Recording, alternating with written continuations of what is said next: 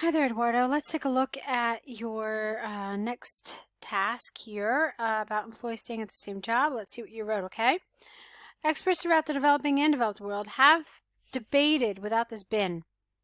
It's not passive voice, it's active. So they have debated whether people should hold one position during their professional career or if changing jobs is more beneficial for them. Some people think that when you start a new job, you ought to keep working there until you are retired. Personally, I strongly disagree. In this essay, I shall refer to a study by the Canadian government to prove why switching jobs is the most adequate path.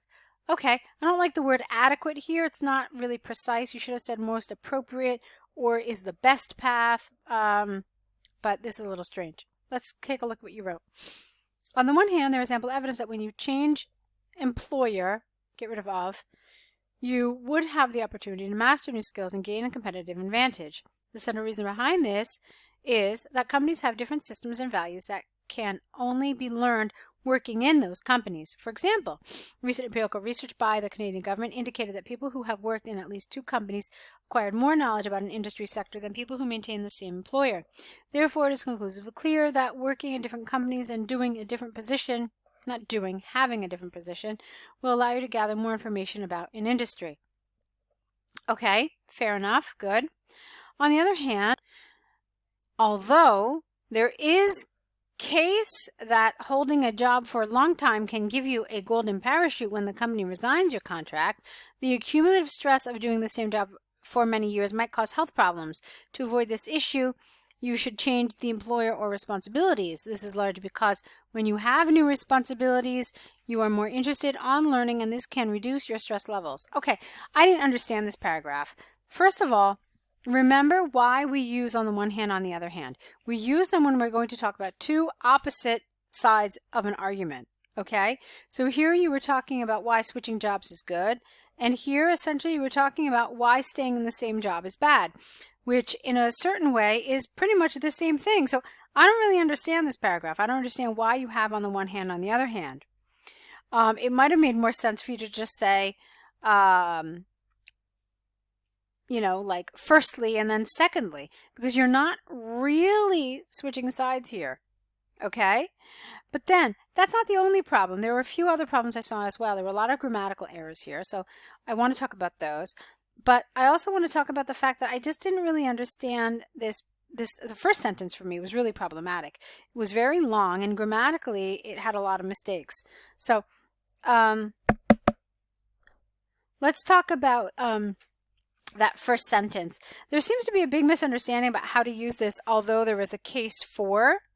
Basically, when you use this expression, you're taking something from the previous paragraph, you're more or less summarizing it and saying, essentially what you're trying to say is, okay, yeah, while this is true, this is also true.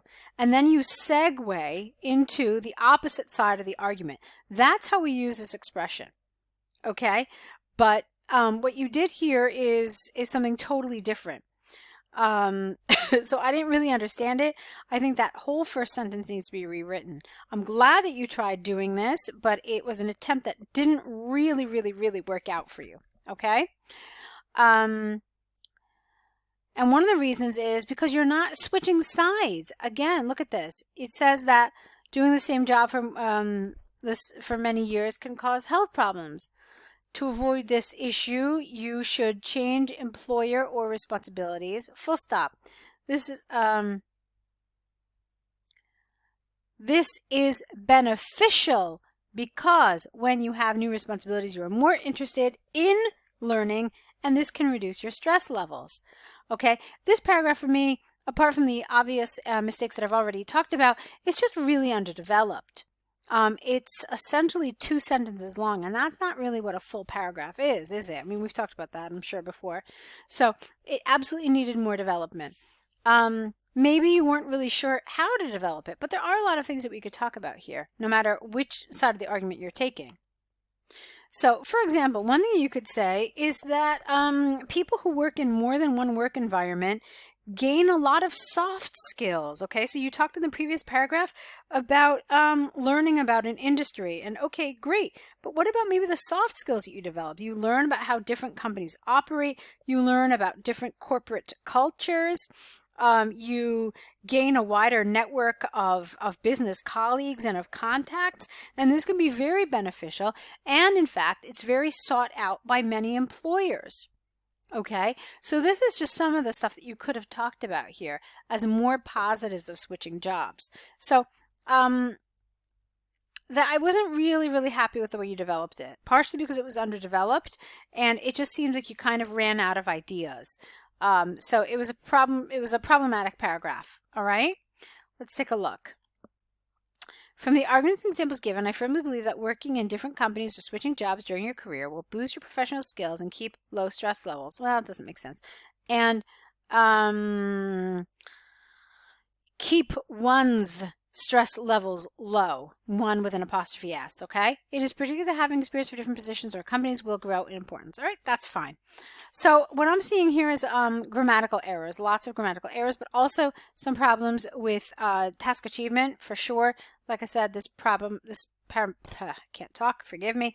This paragraph was problematic and it definitely needed more work, more restructuring, just a rewrite in general. In any case, I do want to go on to your next, what is it, your task 1. Let me see if I can find it. Hold on a second. All right, so let's take a look now at your task 1 here about the English and homestay. Let's see what you said. Dear Mrs. Shannon, the language school just sent me an email that I will stay in your home during my English program. I would like to say thank you for accepting students like me, and I'm delighted to know that I will be living with a British family. Let me tell you a little about me. I am a university student from Bogota, Colombia, and I like spending time with my friends. Also, I am a good salsa dancer. Great. Okay, you never mentioned your name, though. Remember, when you introduce yourself, it's, kind of a good idea to tell your name as well. I like the information you give about yourself, and in general, I like this paragraph quite a bit. I might change just a couple of words, like, for example, students like myself. I'm delighted to know that you'll be staying with a family, okay? Because you're not going to be living with them forever, which that's kind of what living implies. So when you're trying to say that something is temporary, you could say staying. Let's see. Now, here, because this is a formal letter, I'm never really a huge fan of, I'm not a huge fan of like commands in formal letters. I think the language should be far more indirect and more polite. So rather than saying, let me tell you a little about me, I would like to tell you a little bit about myself. And then you could put a colon here. I am a university, my name is Eduardo Montiel. I am a university student from Bogota, and I like spending time with my friends. And I am a good salsa dancer. That's fine. Okay? It is my first time traveling to the UK, so would you mind providing me with information about the weather? Question mark. New sentence. What are the clothes that I should wear? And is there transportation near the house? Okay? Those are direct questions. Now, you started off making it an indirect question, and that was fine about the providing weather, but then it becomes really way too long. So I would put a full stop here, and then if you want to keep the language the way it is, you could put a question mark. However, since this is a formal letter, we usually try to use more indirect questions, which is similar to what you did here.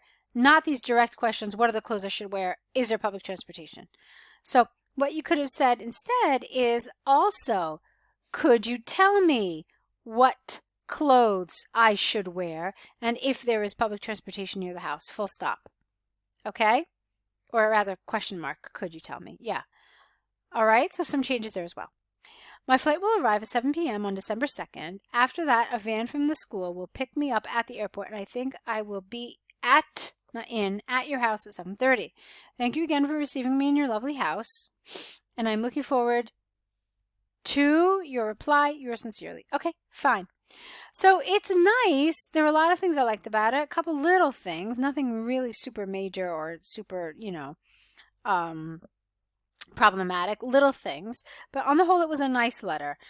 So for me, in this last set of essays, the issue was with your task 2.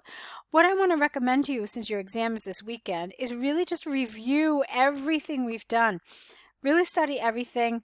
If you've been keeping an error correction list, review your error correction list, review these videos, and make a list of like what kinds of mistakes you've been making consistently, what you've been doing right, because you have been doing a lot right.